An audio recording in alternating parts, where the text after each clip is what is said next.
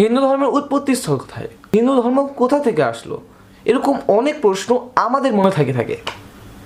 আজকের এই ভিডিওটিতে তোমাদের সঙ্গে এটা নিয়ে আলোচনা করব।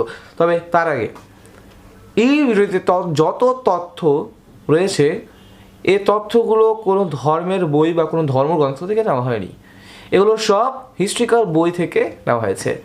তো আশা করি সবাই বুঝতে পারবে। তো চলো ভিডিওটা শুরু করা যাক।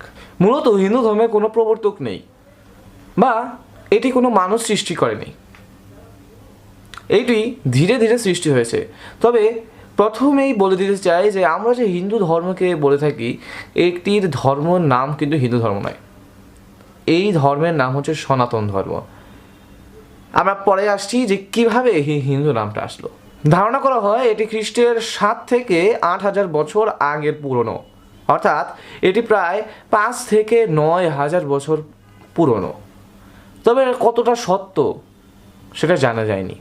সিন্ধু, বিতস্তা, ইরাবতী, চন্দ্রভাগা, শতদ্র, বিপাশা ও সরস্বতী, এই 7টি নদী বোধৈত অঞ্চলকে সপ্ত সিন্ধু বলা হতো। আর এই সপ্ত সিন্ধুতে গড়ে উঠেছে এই হিন্দু ধর্ম অর্থাৎ সনাতন ধর্ম। আফগানিস্তান, কাশ্মীর, পাঞ্জাব, সিন্ধু তখন এই সপ্ত সিন্ধুর মধ্যে ছিল, বা একেই বলা হতো সপ্ত সিন্ধু। এখন নাম পরিবর্তন হয়ে এটি আফগানিস্তান, কাশ্মীর, পাঞ্জাব ও সিন্ধুতে পরিণত হয়েছে। পার্সিকরা সপ্ত সিন্ধু উচ্চারণ করতে পারতো না, তারা বলতো হপ্ত হিন্দু। এভাবেই হপ্ত হিন্দুকে রূপান্তরিত হয়ে হিন্দুতে পরিণত হয় এবং এই হিন্দু নামটি বহির্বিশ্বের লোকেরা চিনতে পারে এবং হিন্দুই আস্তে আস্তে পুরো বিশ্বে ছড়িয়ে যায়। ধীরে ধীরে এই অঞ্চলের নাম হয়ে দাঁড়ায় হিন্দুস্তান এবং যারা এই ধর্মকে পালন করতো তাদেরকে বলা হতো হিন্দু। তবে এই ধর্মের নাম হিন্দু সেটা কোথাও কোনো জায়গায় লেখা নেই। এই তথ্যগুলো হিস্ট্রিক্যাল তথ্য থেকে দেওয়া হয়েছে।